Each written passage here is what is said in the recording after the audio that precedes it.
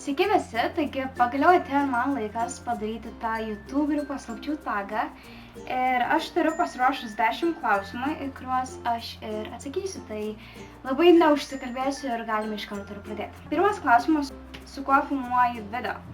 Tai filmuoju su fotoaparatu Kodak EasyShare S950, man atrodo, jeigu susimaišiau, tai pataisysiu. Su kokia programa redaguoji video ir kiek laiko tai užtrunka. Visus savo filmukus aš darau per Wondershare programą. Sulaukiu labai daug klausimų, su kuo aš montuoju ir kaip naudotis tą programėlę, tai ją reikia pirkti. Tačiau man patinka, nes yra pakankamai lengva su ją dirbti.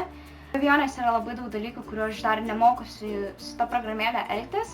Tačiau, kol kas mane visai tenkina, kaip atrodo mano filmukai, tai kol kas tikrai nežadu kažko keisti. Ir kiek laiko tai užtrunka, tai labai skirtingai. Kartais tu gali ir visą dieną tvarkyti tą video ir jo nepaviešinti, nes kažkas tau nepatiks. Kartais gali užtrukti ir pusvalandį, valandą, tai labai daug dalykų priklauso, kiek laiko užtruks. Trečias klausimas, kaip susikaupi, susiruoši filmavimui? Čia yra labai įdomus klausimas, nes kartais dieną aš tikrai labai tingiu kažkaip pasidažyti, kad galėčiau nufilmuoti ir jūsų negąsdinti. Bet kartais, pavyzdžiui, kokią 10-12 valandą nakties aš nusprendžiu, kad aš noriu pasidažyti ir aš kokią 1 ar 2 valandą nakties aš pradedu filmuoti. Ir be abejonės, kadangi aš dar neturiu tų visų profesionalių lempų, kad aš galėčiau kokybiškai nufilmuoti, tie filmukai gal ir būna gera idėja ir galbūt gerai jie visai atrodytų, bet apšvietimas yra labai blogas. Dėl to jie ir nepatenka į jūsų ekranus. Tai kartais, pavyzdžiui, šiandien aš taip pat nusprendžiau, kad aš noriu pasidažyti ir pasidariau va štai tokį stiprų makiažą.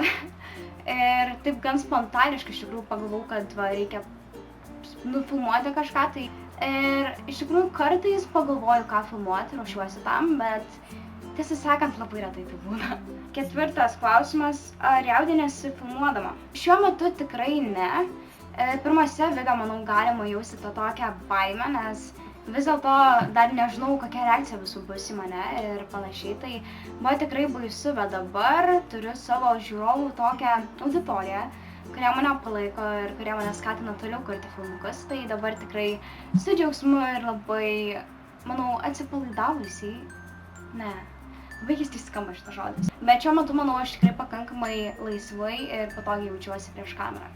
Sekantis klausimas, filmuoji pagal scenarijų ar improvizuoji? Dažniausiai improvizuoju. Kažkuriam video, man atrodo, kalėdiniam video, aš kažką ten sakiau, kad buvau pasirašęs tokį mini planiuką, tačiau dažniausiai aš viską improvizuoju ir kalbu taip visai kaip. Ir ar turi sąsiuvinį skirtą YouTube'ui? Ne. Kol kas man jo nelabai reikia, nes idėjas aš kartais pasirašau ant tam tikrų lapukų arba įsirašau į telefoną. Sekantis klausimas, ar padeda artimieji filmuojant video ir ar turiu operatorių? Tai ne, viską darau savarankiškai, pati filmuoju, pati kuriu, pati galvoju filmukų idėjas. Vienu žodžiu, viską, ką jūs matote, tai yra tik tais mano darbas. Filmuoju visiškoje tyloje, ar tavęs netrikdo pašaliniai garsai, ar kieno nors buvimas šalia. Tai filmuoju visiškoje tyloje, nes vis dėlto yra tam tikros YouTube'ės nustatytos taisyklės, kad fone nelabai gerai, kai groja kokia kita muzika, nes tau kitaip gali autorių teisių pažeidimą prirašyti, dar visokių kitų nesąmonių gali padaryti. Tai dažniausiai filmuoju tyloje ir man tyloje lengviau susikaupti, ką aš noriu pasakyti, ką aš noriu daryti ir panašiai. Ir dar buvo, man atrodo, kažkoks klausimas. Ar netrikdo kieno nors buvimas šalia? Iš tikrųjų, kai aš filmuoju, dažniausiai būnu viena. Galbūt per vlogus kartais būna kokių kitų žmonių. Tai dar neperkapiau tos ribos, kai jaučiuosi visiškai laisvai eidama mieste ir filmuodama save, kai visų akis taip kreivai tave žiūri, ką tu čia gal filmuoji save. Bet manau, perlipsiu tą ribą ir po to viskas bus normaliai. 8 klausimas. Ar prieš viešinant video kam nors jį parodai, kad įvertintų?